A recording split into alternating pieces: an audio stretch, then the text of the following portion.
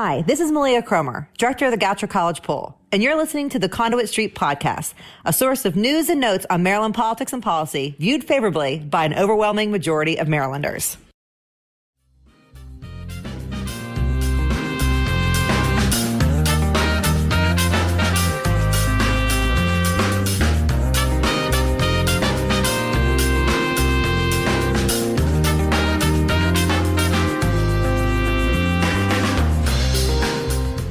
Hello and welcome to the Conduit Street Podcast. Kevin Kinnally here with Michael Sanderson.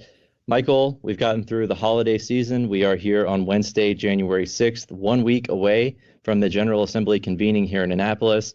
How was your holiday? How is the family doing? How are you doing? What's going on over there where you are? Everything's fine here. We brought in the new year. I've been signing off my notes and messages with Happy No Longer 2020, and that feels more accurate than Happy New Year. So, that old tradition of writing things about the last year and burning them on New Year's Eve, I never really embraced that idea, but this year it felt a little more right than usual. So good riddance to 2020. I'm down for the next year. I think everybody can agree with that. On that note, not to sound too Seinfeldish here, but how long do you have to say Happy New Year? What is the cutoff? Ooh. Like if I'm sending an email, how long do I have to say Happy New Year? Right. I mean, don't you feel like for at least a week or so, the first interaction with somebody for the first time of the year involves a Happy New Year? Is it about a week? Does that feel about right? I would hope so. That is a Seinfeld question, though. That's really good. Today on the podcast, we are still socially distanced. Obviously, we had a big spike today in hospitalizations and cases. Michael, the positivity rate is up, so we're taking the precautions that we need to take. But the General Assembly is scheduled to come to town next Wednesday, and we're going to get in to the 2021 session. We'll talk about what we know, the issues that some of these guidelines and requirements are creating for MACo and for other stakeholders around town. And then we're going to get into maybe the big headline that everybody saw over the break. That is property tax assessments. Michael, we know that assessments went up, but we will talk about the real story there. And spoiler alert for everyone, the real story is not what the headline seems. It's not as sexy, but we'll get into all that and break it all down. And then there's also a piece of legislation that has to do with property taxes and assessments that we'll get into as well. But Michael, as I mentioned, we're a week away from session convening. Everybody is going to be coming into town next Wednesday. What are you hearing out there? Can you give our listeners the latest? Do you have any breaking news for anybody? Anything new? Anything changed?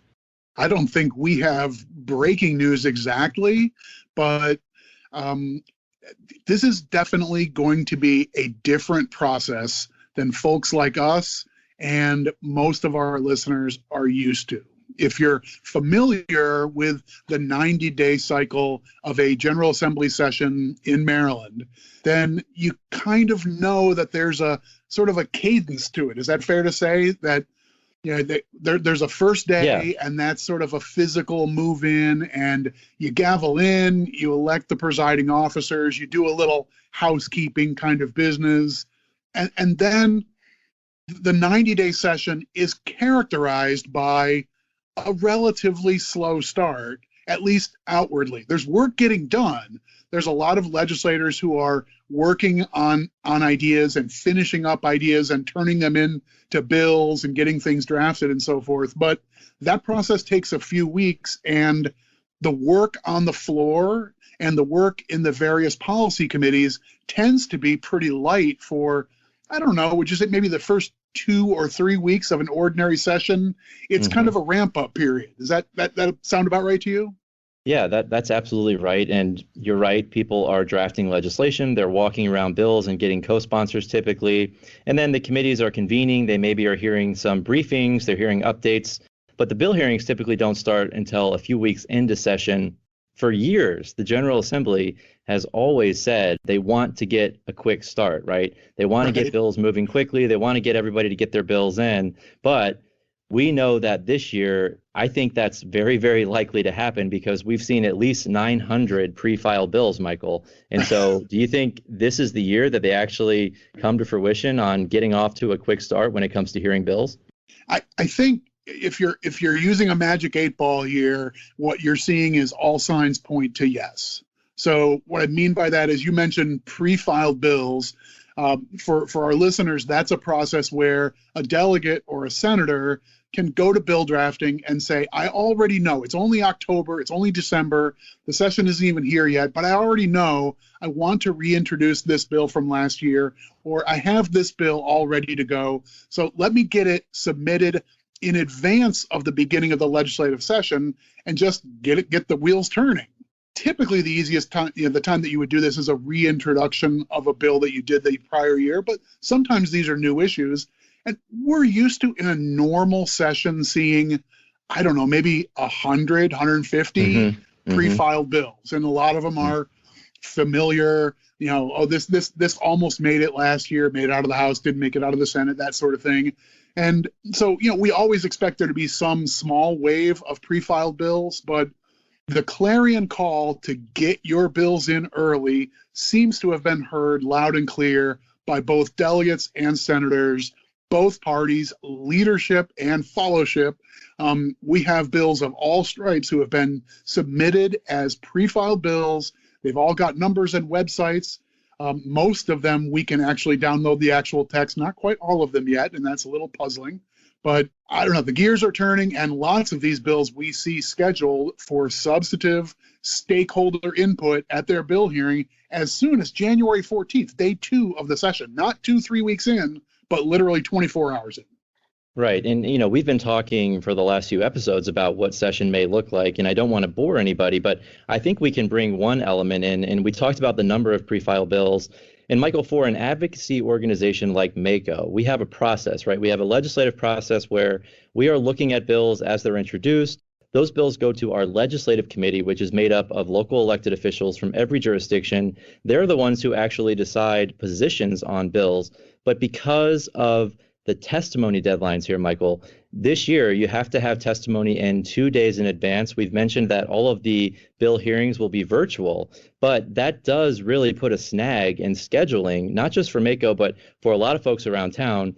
And, by result, the policy team at MACo, we've been trying to get through all of these pre-filed bills to get them into our system, because as you mentioned, a number of them are scheduled for day 2 of session. No one's going to shed any tears for you and I and our colleagues who do policy work for MACo, but it's a big adjustment. So I know what your evening looks like tonight, and I know mine looks the same, and that is rifling through a long list of bills and trying to read through them, looking for things that the county governments might benefit from or be concerned about. But we're doing this stuff a week in advance of the legislative session rather than having that crunch come several weeks in. So it's an adjustment in the timetable, and our legislative committee will have to convene them before the session has even started to take up several of these bills. It's going to feel weird, and that's fine. Like, that's the price we all pay to try and do this safely and sensibly for the members, for the stakeholders, and for proper consideration of proper process for all these different bills. So we're up to the challenge, but it's going to feel weird.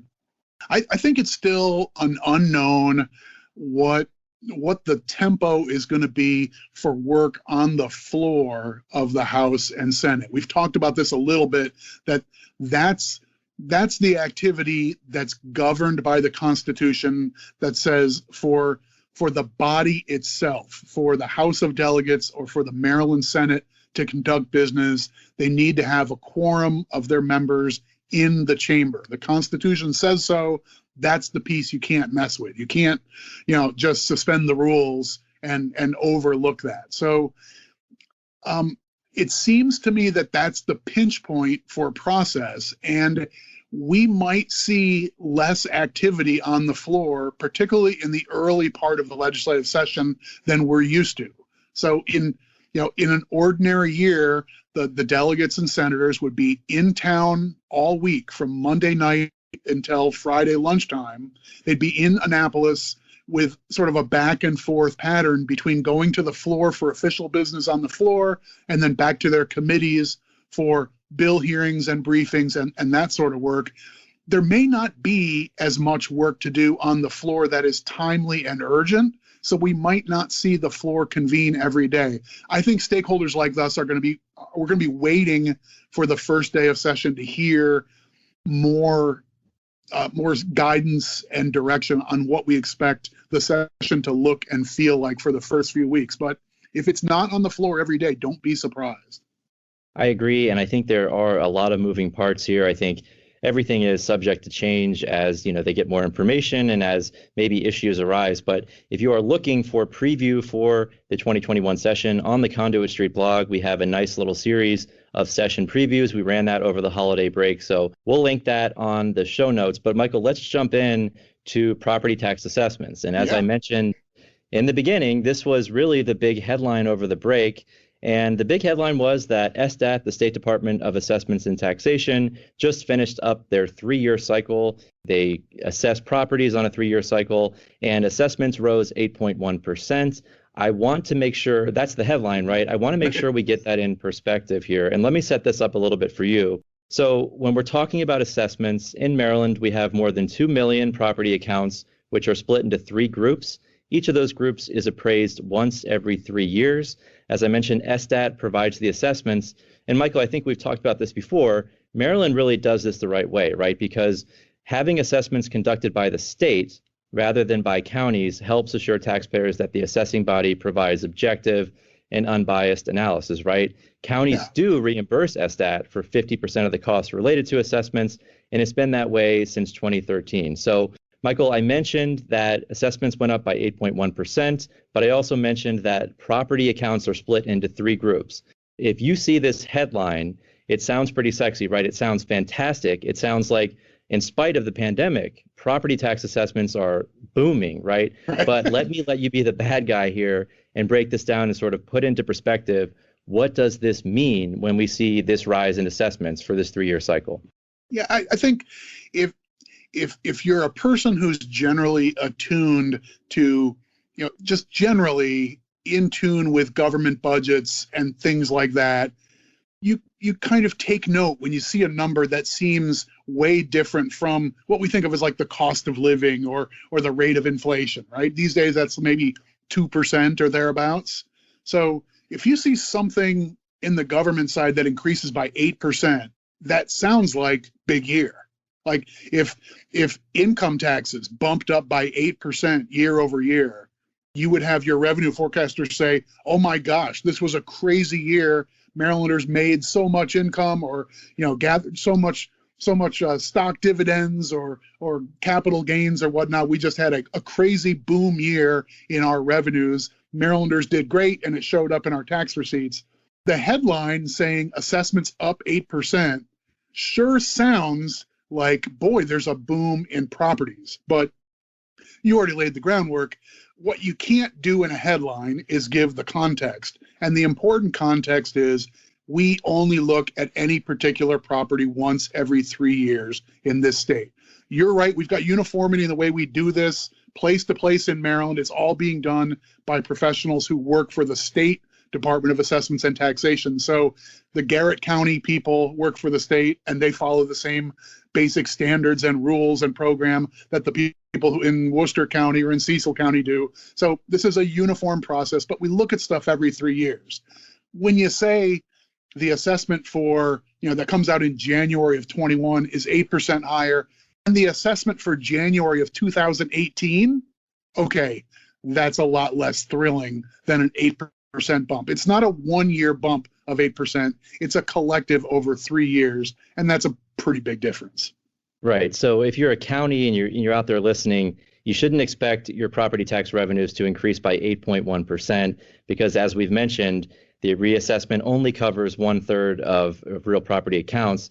And furthermore, it's important to mention, too, that when these values increase, that increase is phased in equal increments over the next 3 years, right? So whether you're a county government or you're just a homeowner who says, oh, my goodness, my property tax assessment went up by 8.1%, I'm going to have to pay more property taxes, but that's great because that means my house is worth a lot more money.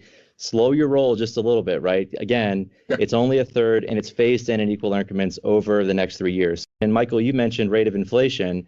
This is almost equal to, right around the range where we'd expect rate of inflation. I think that the big takeaway here, this is pretty normal. Right. I think that's really about it. So, I mean, if you try to do the numbers, if you own a home that's worth $200,000 at its last assessment, and you were about average and you were in this cycle, so you just received a new assessment and your house came in at about 216, right? That would be an 8% jump.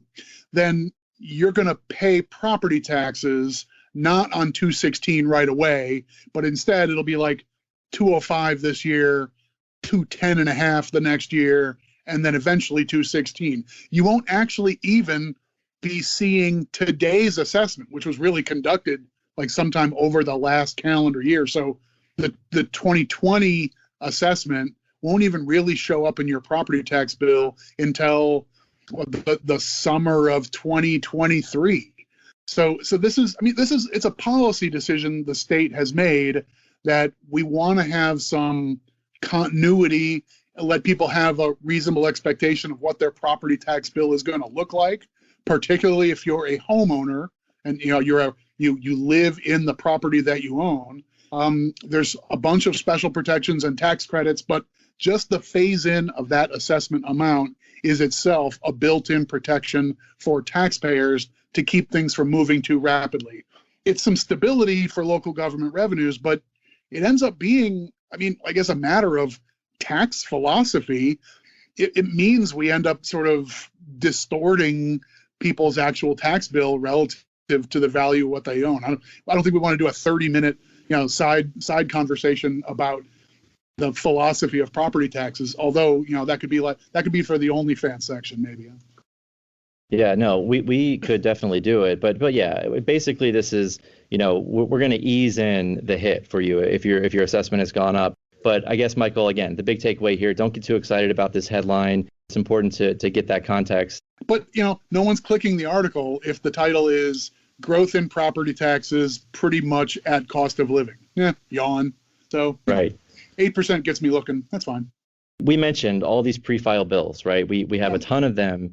In scrolling through this gigantic list, there is a bill here that caught my eye, and it has to do with assessments. This is at the request of the State Department of Assessments and Taxation to assess properties on a 5-year cycle rather than the 3-year cycle that we've just gone through, Michael. And this would have a number of ramifications, but okay, so we've talked about the 3-year cycle, what it's designed to do, how it works. If we move to a 5-year cycle, what's your hot take here, Michael, before we jump into this and sort of break this down? But going to 3 to 5 years, it may not sound like a lot, but it certainly is a big deal for a lot of folks. I guess I would say let's think about this with 2 policy goals in mind. And I know you've read through the bill and thought through this a good deal and been in touch with our budget and finance officers, but I'd take a step back and say, there's 2 principles that make sense to me in terms of property taxes.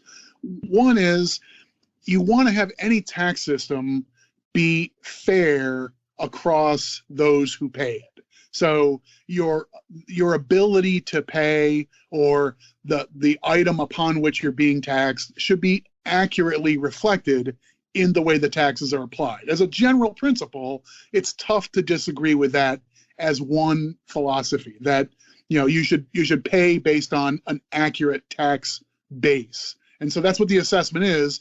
That's a professional guess at what your home or your property is worth, and you should pay the tax rate based on that. So start with that as concept 1. And then concept 2 is we don't want this to jump around all over the place if the market bumps up or if the market comes down. We don't want things to jump all over the place. So we have these phase-ins and we have these credits to take some of the pressure off what might otherwise be quick movement, and particularly for homeowners. So you want accuracy and you want stability, and sometimes those 2 concepts are at odds a little bit. But if you buy the idea that accuracy is important, then keep that in mind as, Kevin, you can talk through changing the timetable for how we do assessments. I want to hear, what does that mean for the accuracy of, what's the basis for the tax and how correct is it compared to what we know the real value of the properties to be. Right. And I think you set that up pretty well. And, I'll say the system is designed, and SDAT, the state always strives to reflect the market value in their assessments, right? And on a 3-year cycle, I think that does a pretty good job. But, the more time you add to that process, the less likely you are to have assessments that relate to the market, right? And so what that does, I think, from the county government perspective is it puts pressure on tax rates, right? I mean, if we're looking at 4 and 5-year-old data when we do our assessments, and again, assessments for our tax base, that means that we may have to raise rates to get the revenue that we need just to sustain the critical services that we provide. So it's super important that we have up-to-date information so that people are getting not only a fair tax bill, but also that counties are getting the revenue that dictates what those properties are actually worth and to sustain the services that we provide each and every day. You don't want to put pressure on tax rates because you have inaccurate or outdated data. Right. I guess, going back to my example from earlier, if you're the person who has the $200,000 house that just got reassessed at 216, on a certain level, you're like, hey, that's pretty cool that I'm only paying on 205 this year and then like 210 next year. So you might be thinking, well, that's kind of a free ride. But if a third of the county is getting the same free ride and then everybody who got assessed last year is getting the same kind of a phase-in, then all we've really done is we've artificially reduced the basis for everybody's taxes, which means if we have these needs for our schools, if we have these needs for our health department, for our police department, and all the things that county governments need to provide as public services, if we have X dollars we need to raise through the property tax, if we tell everybody, well, we're not going to actually tax you on the real value of your home, we know what it is, but we'll take 3 years to get there, then we're artificially depressing the base, which means there's pressure.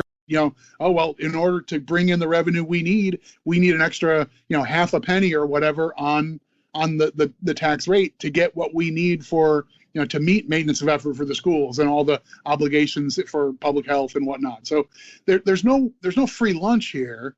I don't want to get into the whole, death and taxes and whatnot, but I mean, that's kind of where we are. This is when you artificially depress the tax base, it's not like everybody just gets a free ride. Absolutely. And I mean, let's put it this way. Right now, our property tax base is reflective of the 2017 to 2019 market. And again, I think that's reasonable. It's current enough. Would we really want our assessments to be reflective of the economy from 2015 through 2019?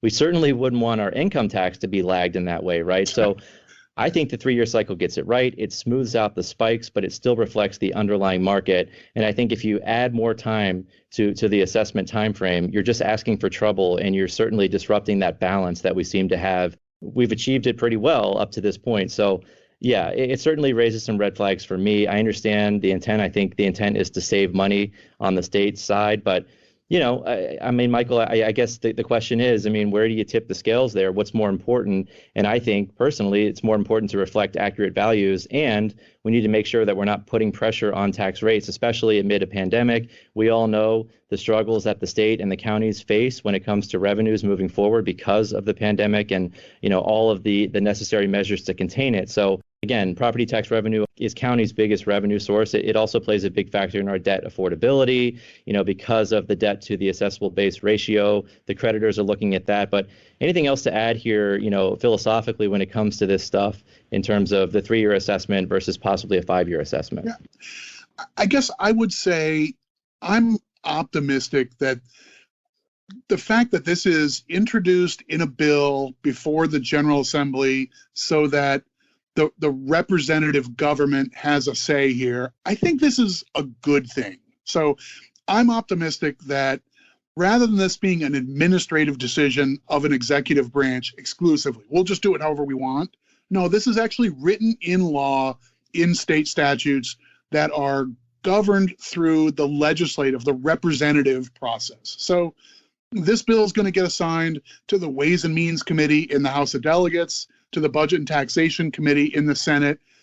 Those are the legislators who have spent time immersed in tax policy and thinking about fairness and thinking about process this way. So they're the ones who I think can try and strike that balance. And I'm sure they'll hear an argument that if we only have to reassess properties once every 5 years, we can do without some staff, we can save a little overhead and so forth. And then they will hear, I'm sure from MACo, but potentially from other stakeholders, that this will exaggerate the inaccuracies in the way we conduct these taxes. And that's philosophically a bad thing. That's a weakness. So that goes on the con argument. You might save a little money, you end up getting bad intel. Is it worth it? And having legislators, rather than just, I'm a cost cutter and I'm going to run the agency quicker, I think this is the right way to go. So we'll have our say as a stakeholder before the legislative process. And I'm with you. I don't like the moving in the direction of less accurate, a system where we know we're going to be wrong by even more. I don't like going that direction. And I hope the temptation to say, penny wise and pound foolish, I hope we can resist that temptation and put this bill to bed. I mentioned earlier that counties pay about 50% of the costs of assessments. And over the past few years, we've seen the governor try and shift even more of that burden onto counties. Typically, that's done through a BRFA bill, which is a budget balancing bill that the governor puts in. Any talk about that thus far? I haven't seen anything, but we wouldn't see a BRFA now. It would probably be a little bit later. But any more talk about shifting more of the cost of assessments onto counties? That's something that I know the county community is very plugged in on and is probably anxious to hear if that's something we may see this session, particularly because we know the state is going to be looking to cut costs where they can. Right. I guess the only tip-off we have in hand that's in writing was back in early July. I think it might have even been the 1st of July of 2020. We know that the governor's budget office presented a sort of framework of budget reductions to the Board of Public Works. They're the ones empowered to make mid-year budget changes. And on their framework were a number of things they were asking for votes from the Board of Public Works on immediately, but then there were allusions to items that they thought would be coming down the road.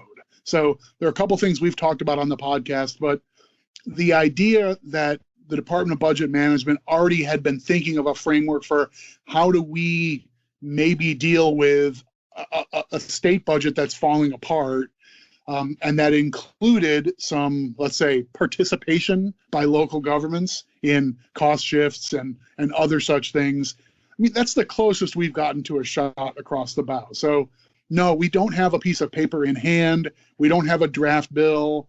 We don't have firm word that something like we're going to shift more costs of the assessment offices onto the counties by way of this bill or that bill. We haven't heard that. It wouldn't be a shock if it were to be proposed. But since July, the short-term revenue picture for the state has at least tentatively gotten better. That the reliability of our income tax is stronger than we thought. So hopefully it won't happen this year. We don't relish having that policy debate, but we're ready to do it if we have to again. Yes, I think it's a good bet. And importantly, MACo has adopted a legislative initiative to protect county budget security. The idea there being that the state shifting costs onto counties who are facing the same problem that the state is when it comes to revenue only exacerbates those problems. It doesn't really fix the issue. So I agree with you that the short-term revenue picture has certainly brightened up a bit. So hopefully we won't have to have those debates. But we know there's a looming structural deficit that is going to plague the state for the years to come. So it makes sense for them to try and address some budgetary issues now rather than wait. But hopefully this is not one that we have to deal with. Michael, I know I would like to say please get some rest before session ramps up, but as you mentioned in the intro, I know what your night looks like and you know what my night looks like. I think we'll see another huge drop of bills. I don't think we're out of the woods just because we got through these pre-file bills or we're getting through them, but it's certainly not over. We'll see a lot more bills introduced. It's not just pre-file bills for this session. Yeah, co-sign that. So we'll leave it there so Michael can go read some more of his bills and I can do the same. But as always, you can follow along with the podcast on the Conduit Street blog. You can also follow along on social media, Facebook, Twitter. We will be back next week, certainly with a recap of the beginning and the opening ceremonies, if you will, of session. But for now, for Michael, this is Kevin signing off, and we will talk to you soon.